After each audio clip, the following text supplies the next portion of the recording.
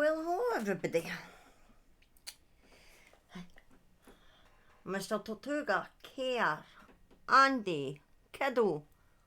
No, I won't stop calling you that. I'm still older than you. Hi. Thank you so much for joining me. See, I got a book. I actually got a book this time. Right. Bring this down a wee bit so I don't feel like I'm shouting at yous. First off, this... Hi, how are you?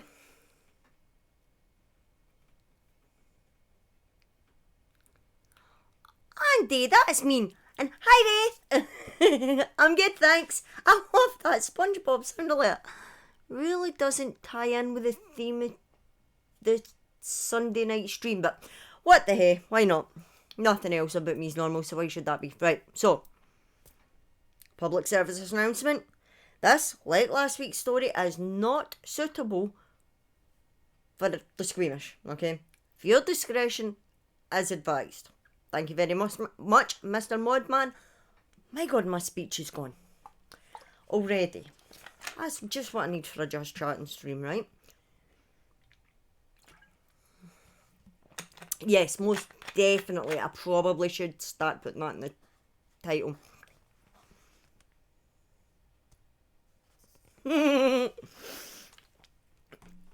Oh, come on, Andy. I thought you had a stronger stomach than that.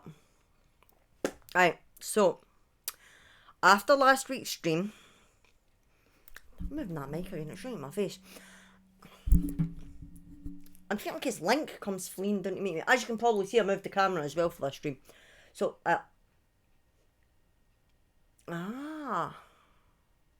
okay, thank you. And see, you need a man up, Andy. Like, really?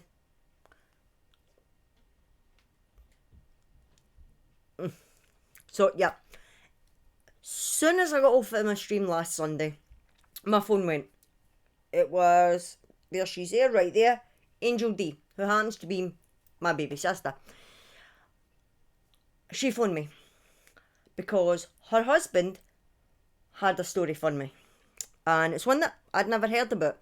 I was shocked, so I thought, right, I'll look into this and I'll see what I can come up with. It's a story from his neck of the woods. It starts off, should I say, in Perth. So my brother-in-law, he's from just outside Dundee, so it's a story he grew up with. Yeah, it turns out this particular story is the original Scottish fucking boogeyman, okay? This is the...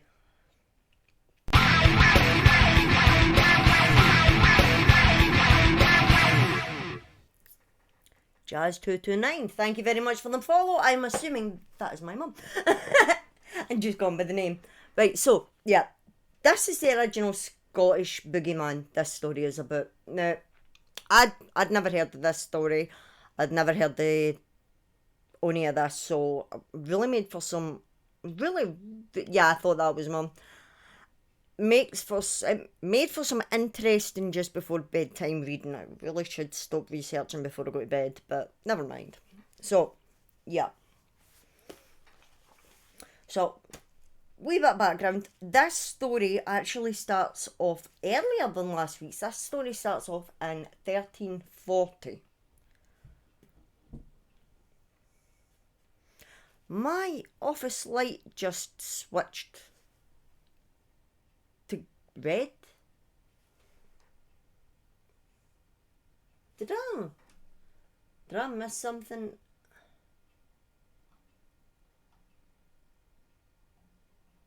Did I miss something in the chat? Did somebody redeem that? No. Mr. Modman knows what he's doing.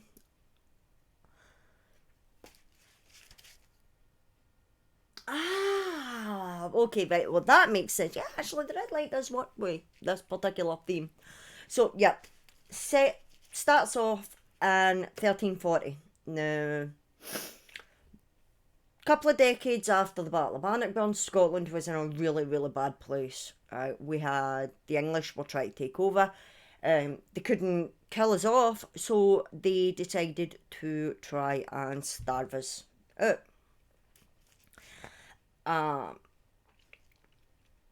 So basically, the people of Scotland were really suffering.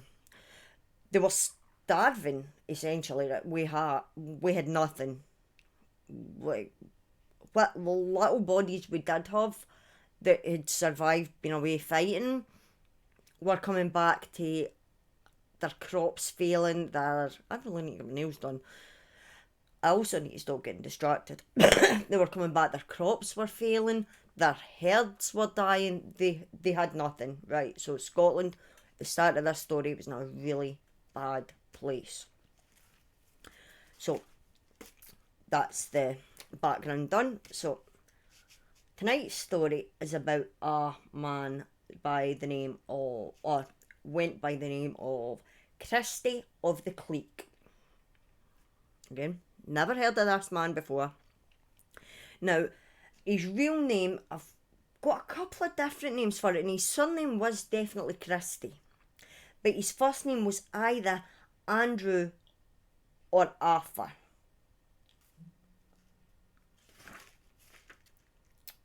Now, Christy is described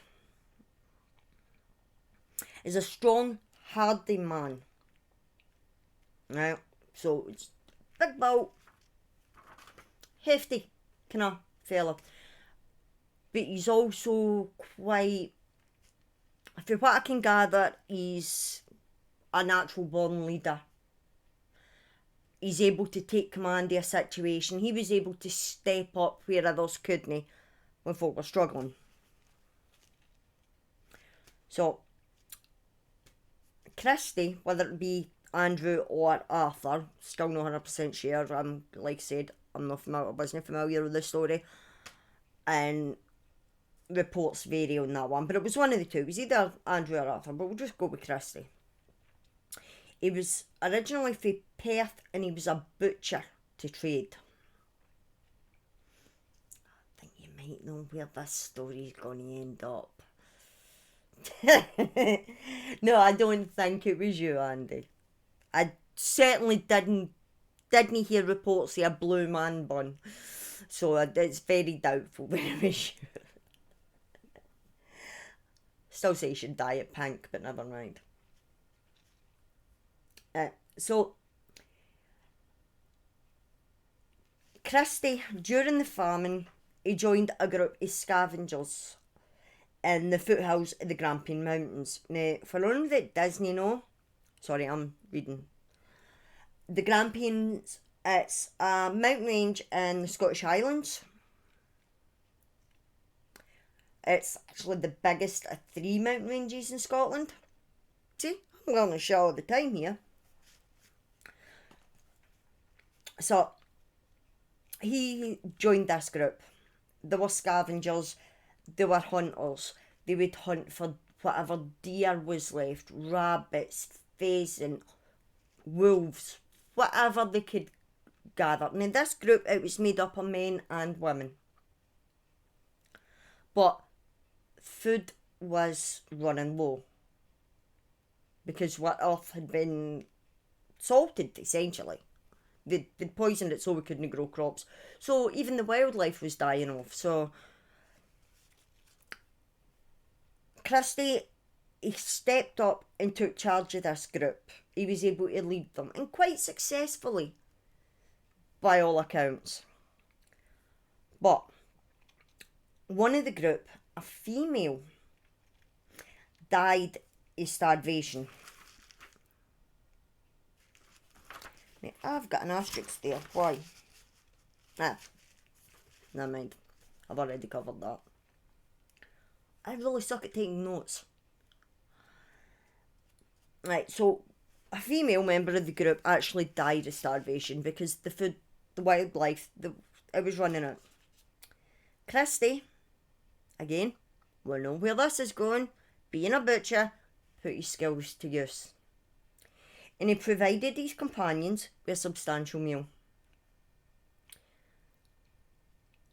Here's the bit that gets me about this story. They didn't kill this woman, right?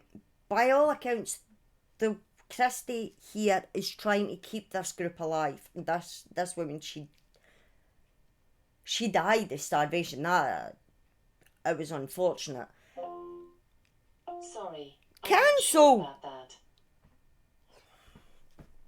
Ignore the Alexa in the corner, people. She's got a mind of her own. Hence why her name's not Alexa. But, so, by all accounts, he was trying to help this group and he was doing a no bad job. But with food running low, this woman ultimately succumbed to starvation. And he fed them.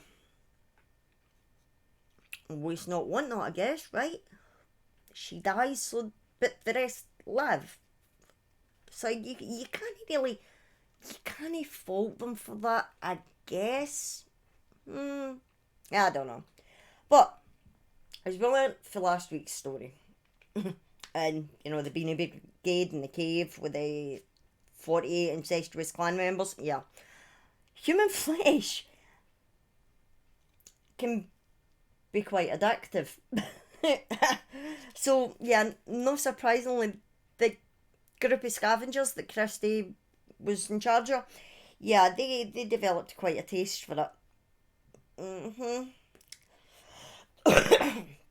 So, under Christie's leadership, this group of scavengers in the Grampian foothold, they started to ambush travellers. Just on a day that passed, they would grab them. They would ambush them.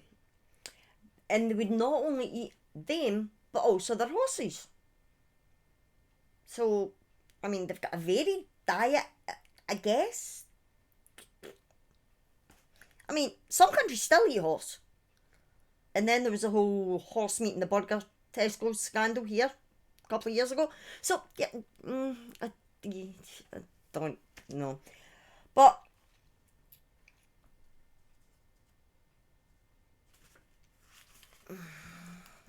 so, I mean, it's not just human flesh they're eating in this one, I guess.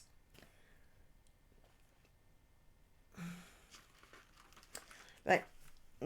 Again, details are a wee bit sketchy here. Right. Like his Christian name. His weapon of choice is not exactly known, but again, it's one of two.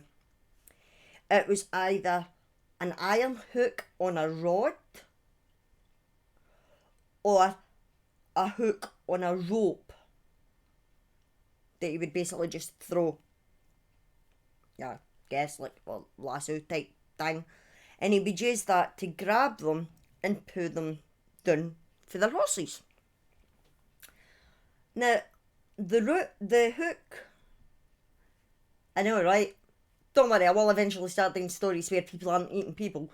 I've got a few in mind. Oh no, I've actually got a few where there's no cannibals involved. But like I said, this one was brought to my attention, so yay. But the rope with the hook, that's actually known as a cleek. Hence the name.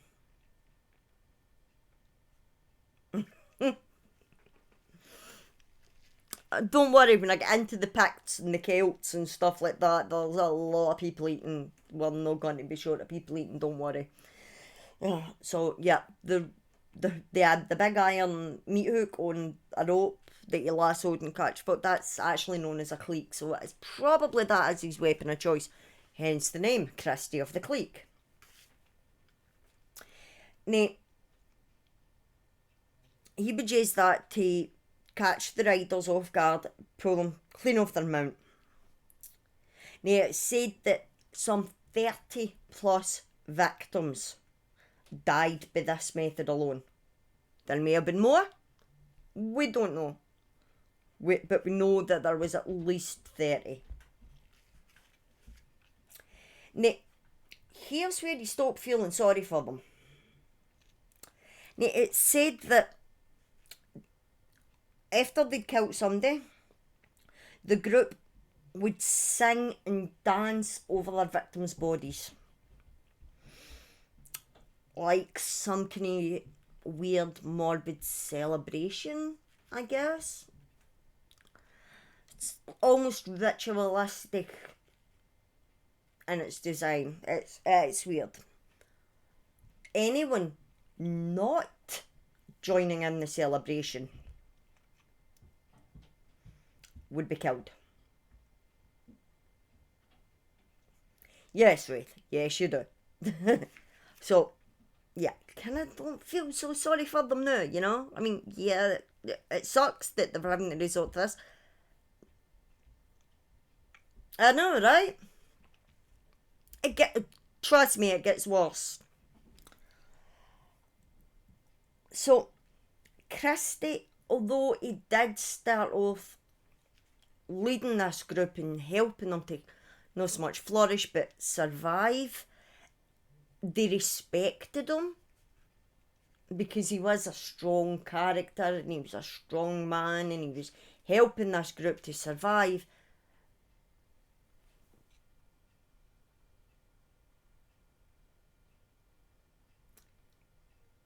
No, I'm feeling sorry for them because sorry, you might have missed that bit.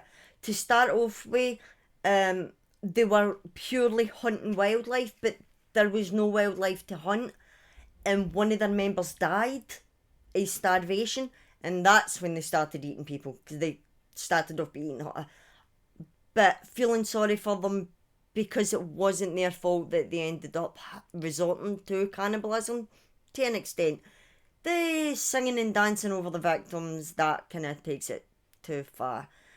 Yeah, but we've got to also remember this is the 1300s, and like they've got nothing. Like the people of Scotland, well, we had nothing. The English had seen to that. It's a weird one. Like I said, this I did stop feeling sorry for them. Don't worry. It was just how bad must it have been that their friend has died and she's the only food they've got. You know. After that, I stopped feeling sorry for them. But he did. He took charge and he led this group to hunt and to scavenge and to survive, and then they respected and almost loved him like a chieftain. And then they ended up terrified that they were going to end up getting killed and eaten because they wouldn't do exactly what he said. So it's kind of, yeah, it's like you really are a bad guy in all this. After all, you're not one of these people. You went power hungry. It was alright when you were eating people that already died, but now you're killing people to eat them, and you're killing the people that don't dance over their bodies. Too far. Too far. But, obviously, when you kill 30 plus people and you make a song and dance, literally, in this case, about it, the government, they catch on. So the government, sure enough, caught wind of what was happening. And they sent an armed force out to the Grampian Hills to catch them. They wanted to catch this group of cannibals. It's pretty much the same story for last week. It was like, nope, not happening, not allowing it, not in our town, not in our country, not happening. And several of the group were caught. Right, so yay. But Christie and some of the others escaped and were never captured. But the bones of the victims were collected and taken back to Perth to get a proper burial. So at least that's something. Now you would think Christie's escaped, some of his group have escaped, but they've caught the majority of them. This is where the story ends. No. Be a very fucking short episode if that was the case. Story does not end there. Christie escaped. Here comes the boogeyman part of the story. This is brilliant. Mums in Scotland would use the name Christie the Cleek to get their kids to behave. Similar to what we do now, if you don't behave, Santa's no coming. If you don't behave, you'll no get nothing for the Easter bunny. That kind of thing. If you don't behave, the tooth fairy will no come and give you a penny for your tooth. But back then it was, don't daze your tail, Christie the Cleek will come and he'll take you away and he'll eat you. Now that was enough to make bairns back then. Shit, that's not enough to make bairns nowadays. Shit, never mind back then. But it worked. Now, we've left Perth now, and we're now over in Dumfries. Which, well hey, wouldn't you know, 55 mile down the feckin' road. Why do they always end up down this neck of the woods? Go somewhere else. Why do these stories always finish down here? I mean, okay, last week's kind of finished in Edinburgh, but still there was a lot happening. Over 1,000 people just 45 mile down the road. Well, no, we're about 55, 60 mile down the road. So, over in Dumfries, in the southwest of Scotland, lived an older man with the name, I can't even speak right, of David Maxwell. He was a wealthy, God-fearing man, and he lived there with his wife, Agnes, and their 3 young daughters. Now, his wife, like... I know, right? It's never folk from down here, though. It's folk that moved down here. Like, seriously, if all the weirdos are moving here, I'm getting the hell out of here. I should never have come back. Now to get running like this happening up in Castlemilk. Or down in Birmingham. Or... I need to get that sound alert. Oh. Yet. Oh, but it's like... I know he is sounding sus. Right, so... we've got this old man, David Maxwell, his wife Agnes, good, kind, God-fearing man. Everybody loved this guy, right? 3 stunningly beautiful daughters, by all accounts. Now, when the Waynes were young, like all mums in Scotland at the time, behave yourself or Christie the Cleek will come and get you, and he'll take you away and he'll eat you.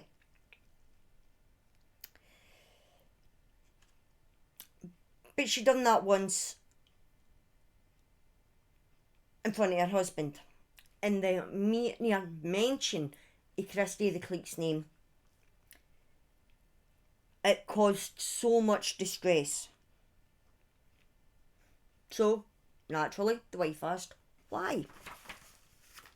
Who? Maxwell replied that his beloved brother was a victim of Christie and the clan.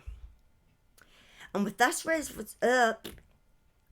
revelation, the name Christie of the Cleek was never mentioned again in the Maxwell house, out of love and respect for their father. It's awful nice of them, because, like I said, it's a pretty normal, sorry I'm just going to have a wee drink of juice, pretty normal average household. He's a wealthy but respected man, he's got a wife, kids, he goes to church, he's a good God-fearing Christian. So, nope, he's lost his brother to this maniac, to this group. We'll never mention it again. And they don't. Now, David Maxwell's time was coming to an end. And as he lay dying in his bed, surrounded by his wife and his daughters, they noticed that he was unable to rest. He was groaning heavily and muttering prayers. His wife begged him to open up to her, but he refused. Even on his deathbed, he would not open up to her. He would not unburden himself and tell her what was causing him this distress. In these final days, he couldn't do it. So, him being a God-fearing man that he was, she sent for Father John of the monastery of St. Agnes. Which I thought quite funny that the wife was named Agnes and he's coming for St. Agnes. I don't know, but that was maybe just me. And he was sympathetic to old Mr. Maxwell's plight and he agreed to visit with the family.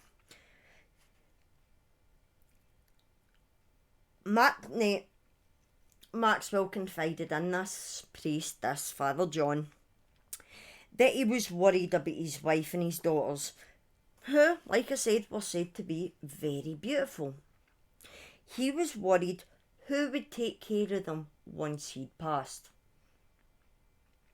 Well, it's like the 1300s, 14th century. Of course he's going to be worried about that. It was at this moment that he knew. He fucked up. Yeah, possibly. So he was worried about them.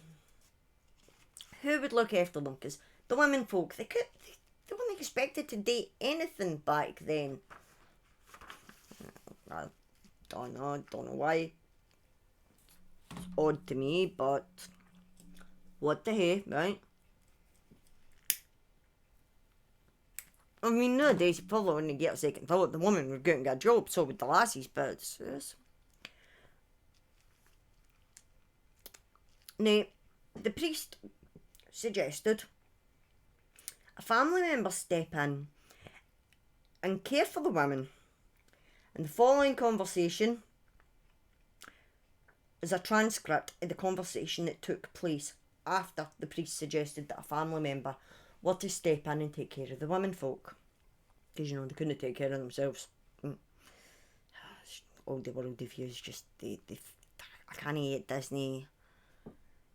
It doesn't sit well for I know I'm kind of digressing, but the more I read about these, the more I think, surely to fuck, women can look after themselves. But then you've got to remember, back then they weren't even allowed to be landowners. Or, anything, really. So it's weird to me. I'm so glad we've moved past all that. Right.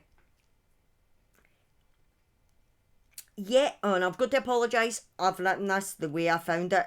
It's in Old Scots. So if you don't know what I'm saying, then please drop into the chat. Yeah, I didn't want relations, groaned the dying man. I hae a brother. A brother? Exclaimed the mother and daughters. Was he no killed by that monster, Christy Clake, in the Highland Cavern? No, answered David with great pain. Where lives he, and what's his Christian name? Cried the wife in amazement. Is it his Christian name, ye ask? Said the old man. Surely, David, replied the wife, his surname would be Maxwell. But it is not Maxwell, he said, still groaning. No, Maxwell, said the wife. What is it then? Christy, exclaimed David with a groan. The mention of this name was like a light bulb moment for the wife and daughters. They suddenly realised, or so they thought, why he never spoke his brother and the hatred he had at the mere mention of the name Christy the Clake. And it all made sense to them. He never spoke of his family, he never spoke of his life before he came to Dumfries, or even how he got his money, his wealth, none of it.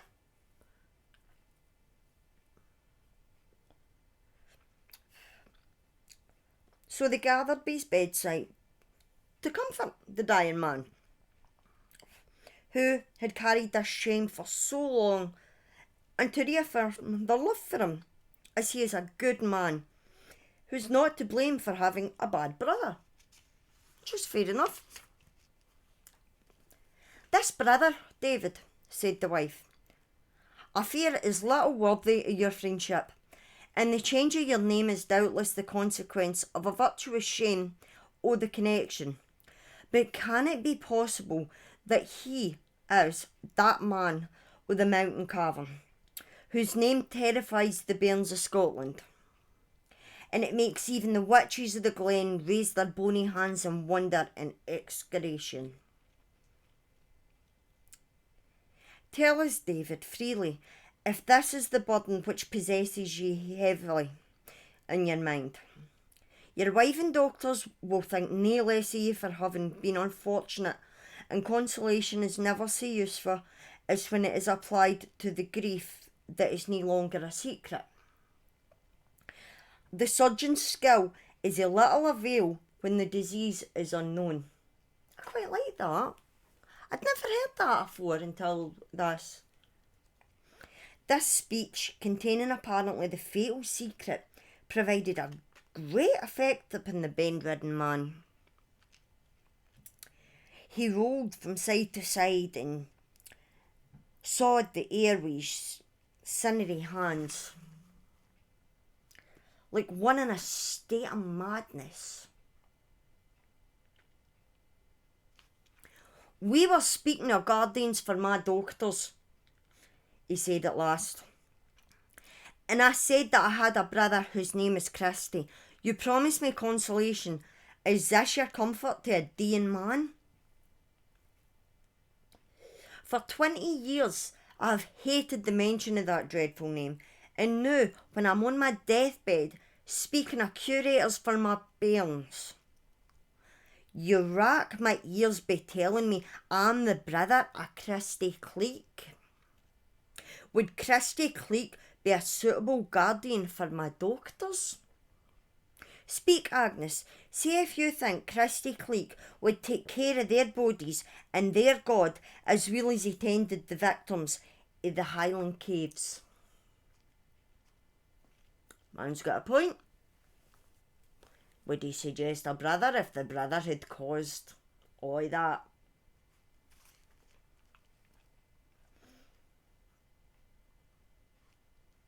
Kind of got a point. I mean, why would he suggest a monster to look after his wains, right? I mean, 3 beautiful lassies he's got here, and a wife that's, I'm imagining, a good bit younger than himself. The wife saw that she had gone too far, and begged his pardon for having made the suggestion.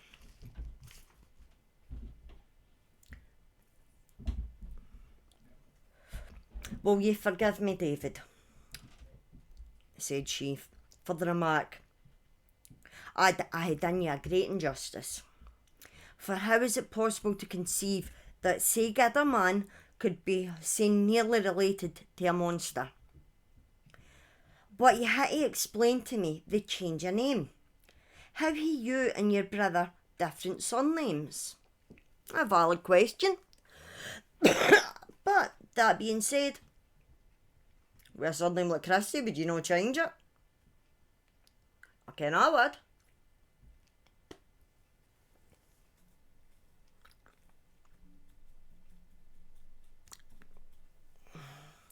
Because, said the dying man, turning round and staring with lacklustre eyes broadly in the face of his wife. Because I am Christy of the Cleek. And so ends the tale of Christy the Cleek, the 14th century butcher turned cannibal clan leader who escaped justice and died an old man in his bed, surrounded by his loving wife, his 3 beautiful daughters, and a shitload of money.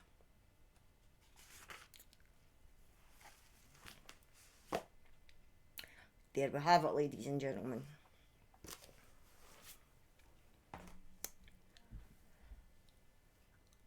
Christy the Cleek escaped.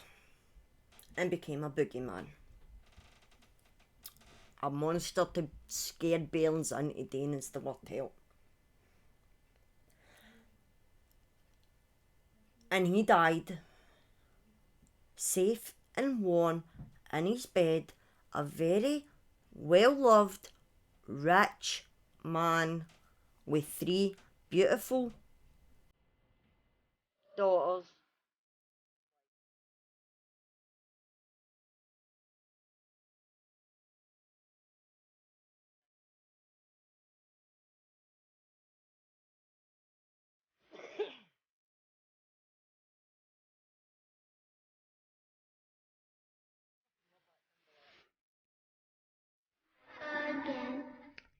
At least with last week's tale, with Sonny Bean and his Beanie Brigade in the caves, they all get caught.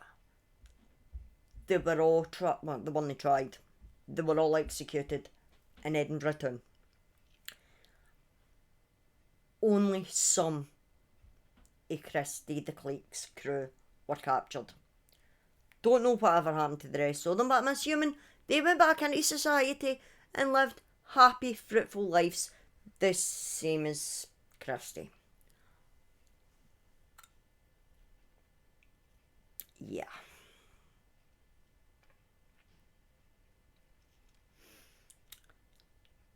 So, yeah,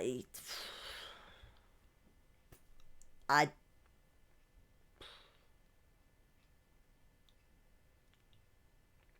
yep, all 30 plus victims didn't get their justice. He changed his name, moved from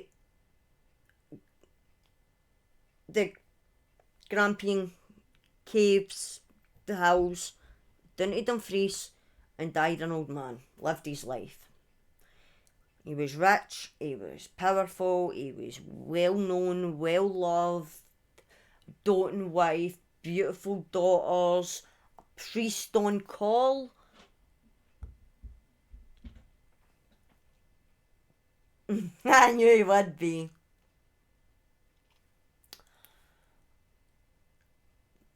But, I mean, it doesn't say what happened to the clan members that were caught.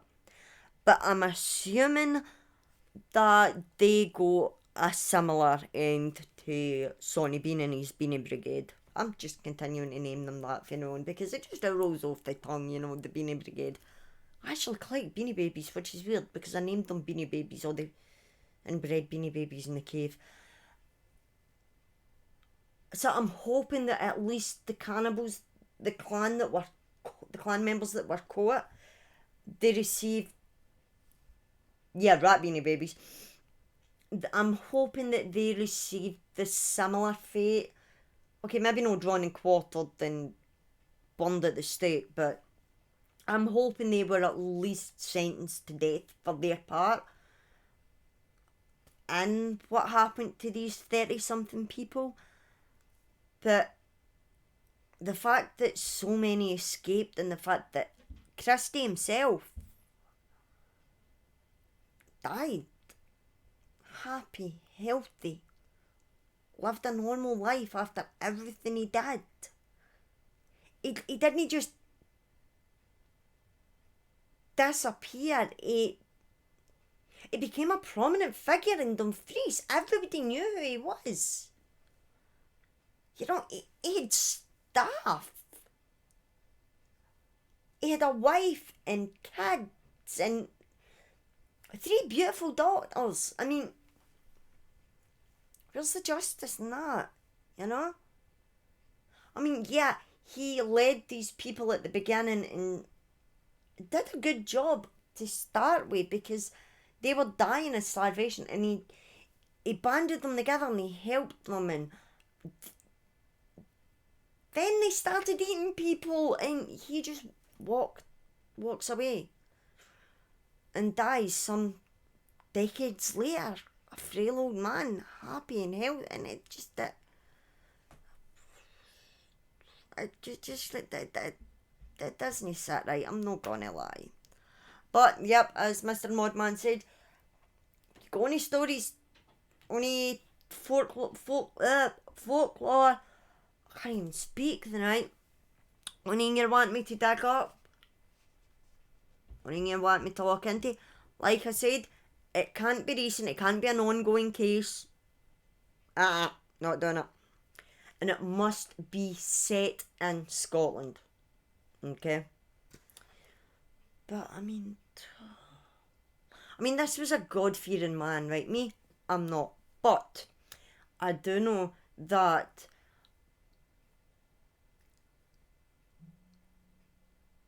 no, I'm talking about before they started eating people.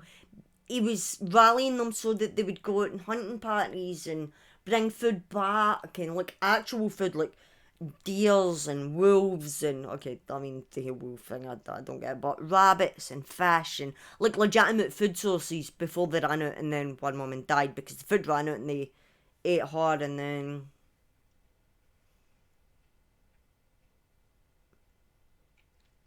oh definitely.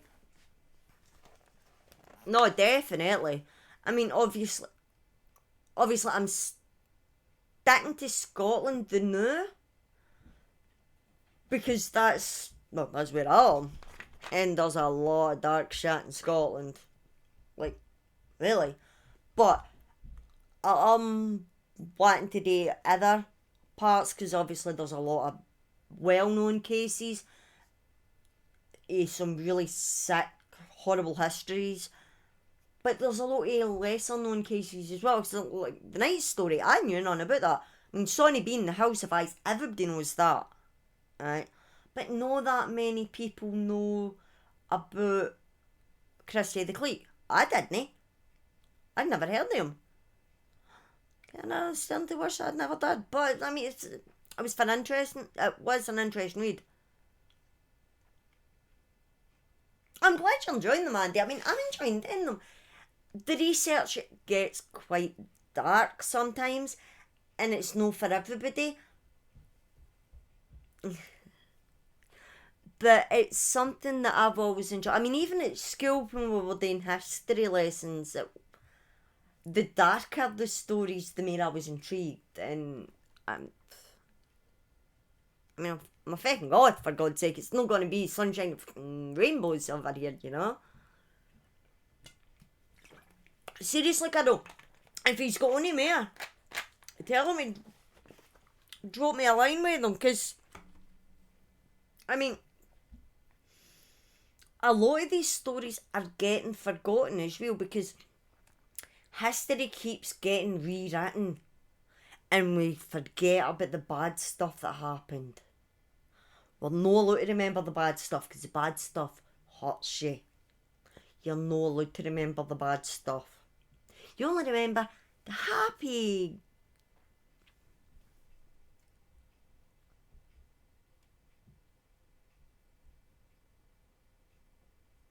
Brilliant. And I've got a long night ahead of me. I'm playing. I've got an international fortnight after this. But I tell them to send them my way. But no, like I said, David Maxwell, he was a God-fearing man. Me, I'm not religious. Well, I am, but I'm not. But I have a love-hate relationship with Christianity. I'm not bashing it, by all means. Faith is a wonderful thing to have if you have it. But the good book, the good Lord, he teaches you to forgive. By God, does he make it fucking difficult? I dropped an F-bomb. My apologies. But he makes it difficult. He really does. Because in this story, there was no justice, unfortunately.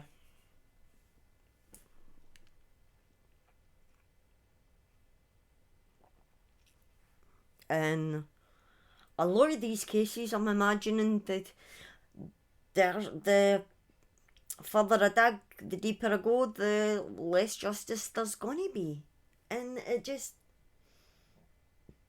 No. No. It doesn't sit right here, you know. It's like you killed and ate people.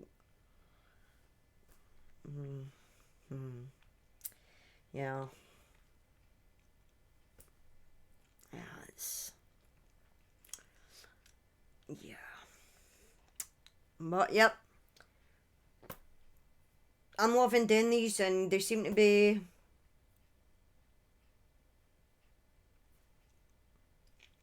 Aye, please do. Actually. Later kind of went to college with man. But no, I'm loving doing these, and they seem to be going over quite well, so I'm going to continue with them. And like I said, I will eventually branch out the beyond Scotland. Obviously, I'll just go south and I'll see what England has to offer. Wales is going to turn up some interesting stories, I would imagine. And then, of course, we've got our Celtic brethren across the water in Ireland. Funniest feeling they're going to turn up. Just want to remind people though, or to let you know, when I do go across the water, there is a subject I will not be touching. I will not be touching the religious aspects. Nah. Not doing it. That gets enough coverage. I'll never... no. When I move over today across the water, I will not be touching the troubles.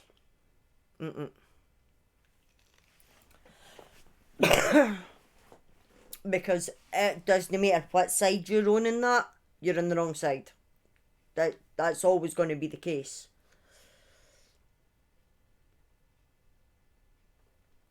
Will do.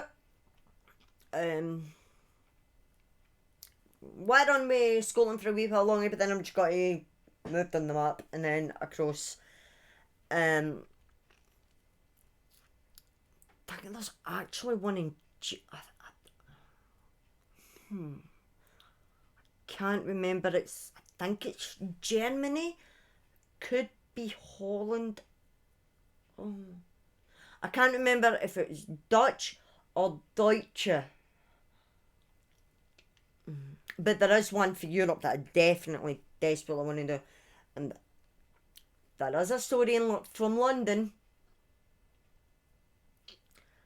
that I desperately want to do.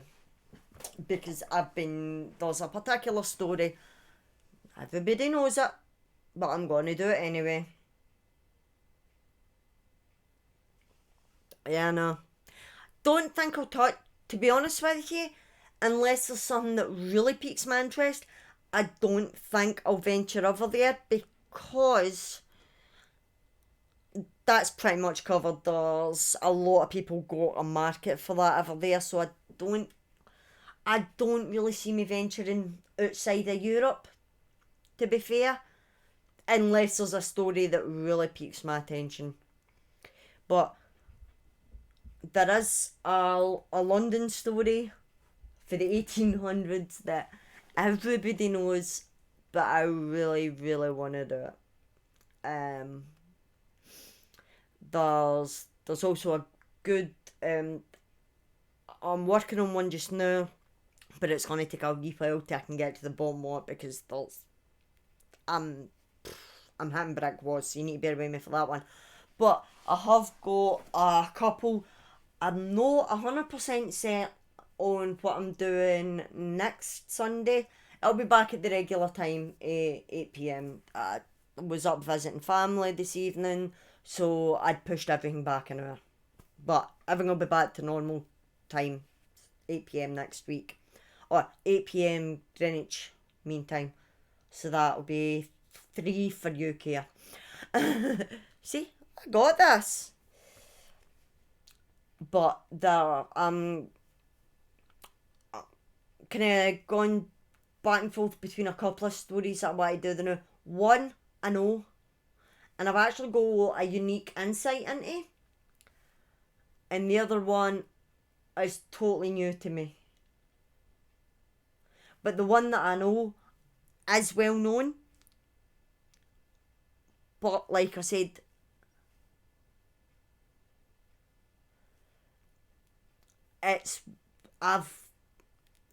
me and Ginger actually have got a unique insight into this particular story. So even though it is unknown, or it is well known, should I say, I can shed a new kind of light on it, put a new spin on it, kind of thing. But yeah, so I'm going to end it there tonight because they're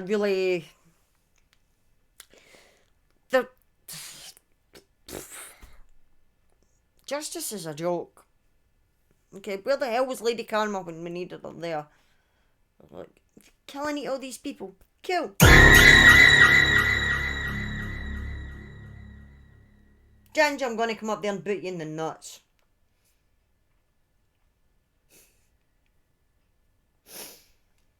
But yeah, I mean, where was Karma? You kill and eat all these people, and then you go about your normal everyday life. It was at this moment that he knew. He fucked up. Yeah, Wraith, he really did. No, I'm not really gonna do that, Mum. I might make him make his own dinner or something, I don't know. Get him back for it somehow. That's not much of a punishment. He cooks most of the time anyway. I'll think of something. That'll not be inflicting pain though. But yeah, so I'm gonna end it the other night. I'm uploading these to YouTube though. If you happen to miss one and you fancy catching it up, or you missed parts of it or whatever, I'm uploading these VODs to YouTube. Buckybird, you can't miss me. Across all socials, feel free to check me out. My phone has been sitting going daft. I don't know if I set that up. I guess not. I guess I didn't. It's fine. I don't know, my phone's been going daft.